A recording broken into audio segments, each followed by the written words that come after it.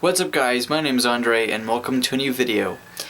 Today I am sacrificing, once again, quality for practicality.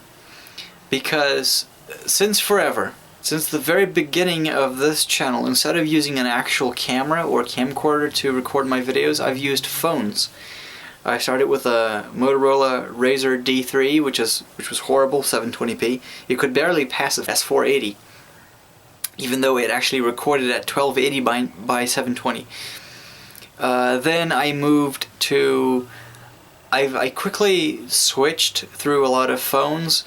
I had a Razr 1, which actually recorded at 1080p, but the color subsampling of that camera wasn't great, and it looked like 950p, even though it was again actually recording at 1080p. Then I finally got my first iPhone, which I still have today. I'm not using it anymore because iPhones are, although they have incredible picture quality for what they're worth, the practicality, again, it's not practical to shoot videos using an iPhone. You can do it, I've done it several times, but the workflow is not the kind of thing that I would like to repeat for any extended period of time, and unfortunately I had to extend that workflow for an extended period of time, almost 2 to 3 years. Then I got the 5S, I got a 4S, then I got another 4S, then I got a 5S.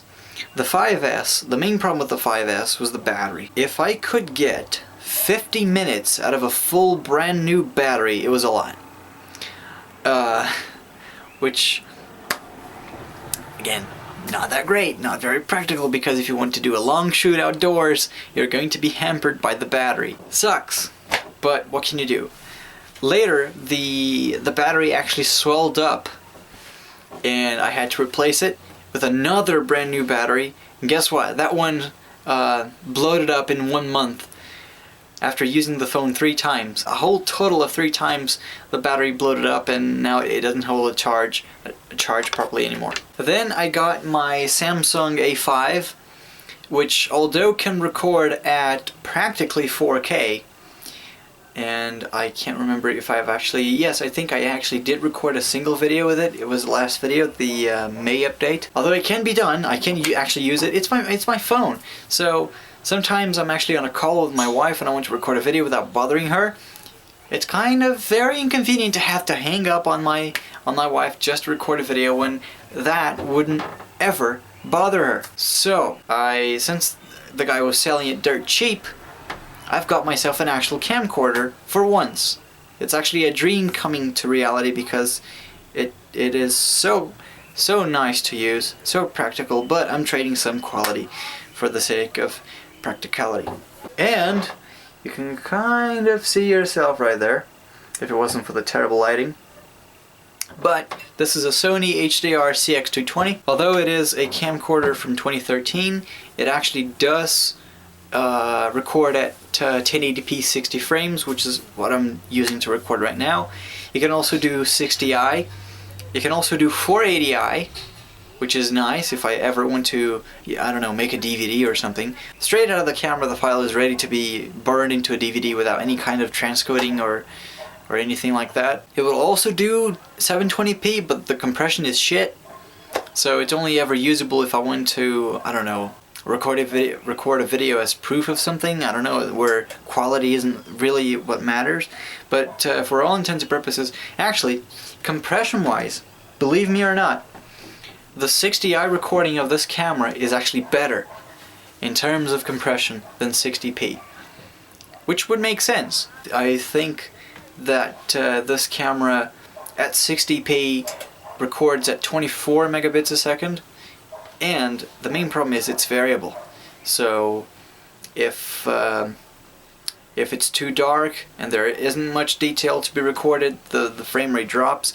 You can kind of tell that my English is not up that. It's not up there today because I had a tough night's sleep. So if I want to, I don't know, if I want to actually shoot a video that's meant to be 30 frames per second, I can actually just switch this to 60i. the quality is going to be better in terms of compression, but we get those pesky pesky interlacing artifacts and flickers, which is to be expected. Or I can just use this 60p footage and transcode it down to 30 frames a second, but then what's the point, right? Anyway, this is so much more practical than I could ever hope. I have an actual screen. That was the main hurdle of ever shooting with a phone.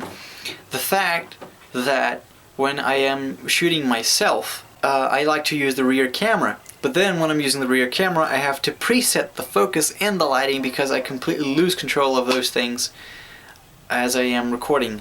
Well, with this, I have control over everything. I have control over everything, apart from the focus. Not really, so I actually lose control, but it's automatic and it works a lot better than with the phone.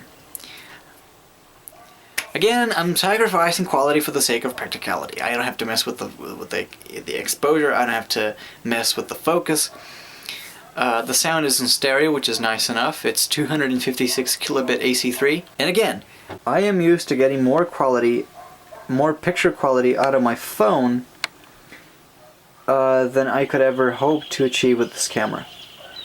But then again, I am sacrificing this quality for the sake of practicality, because then I can record hands off pretty much all the time. All I have to do is just flip the screen. I'm gonna do this as many times as I wish, but I'll do it carefully so I don't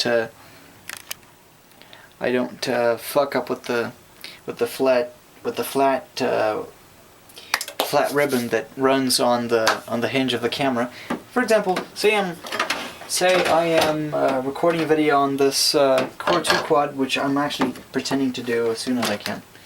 Maybe I'll even do it today, since the lighting is actually decent enough in here still. Let's say I'm recording a video about this Core 2 quad, and all I have to do is just take this GTS250 and install it. It's simple enough, apart from the fact that I might be covering the frame. Not nice. Here. It's on. No probs whatsoever. I don't know if you ever noticed, but there's an entire aesthetic behind shooting with a camcorder, especially these Sony interlaced camcorders, because I think this is like the first generation of sensors that will actually do progressive natively. Because beforehand, if you ever wanted to have a progressive file at the end of the day, the sensor was still recording everything interlaced, and then the camera itself did the de-interlacing to finish the file as a progressive file. But here, this is an Exmor R sensor, or Exmor sensor, and all it has to do is record the stuff I need it to record at progressive, and then we're off to the races. I don't have to do any kind of deinterlacing in post. I don't have to do any kind of secondary transcoding of the file later. It's just so practical. Okay, I have actually enabled steady shot on this camera, but it's on standard, it's not active. That means that the camera will not try to fully stabilize the picture. It's just going to make it slightly better as it can. But for example, here we have some Half-Life with absolutely terrible mouse because I have no mouse pad. I'm going to do some cheats. This is all really a giant test for this new camera. Bend and no clip. I want to skip this part as soon as I can. There we go. So the colors are not bad.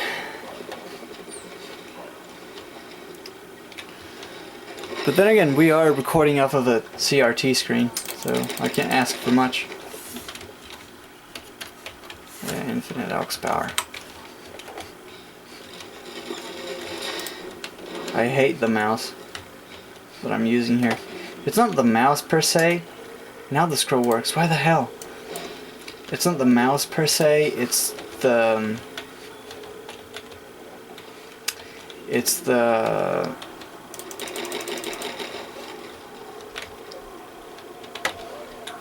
fact that I haven't got a mouse pad to work with it. So the mouse movement is choppy and imprecise. Fair enough.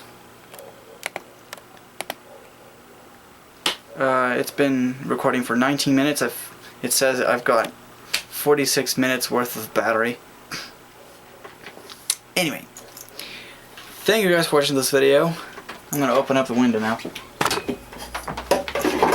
This was just really a giant test of this new camcorder I've got. I hope you guys enjoyed the quality, because I have mixed feelings about the actual picture quality of this camera. But it's the fact that it makes my life a whole lot easier when dealing with this. Okay, I'll see you guys next time. Take care.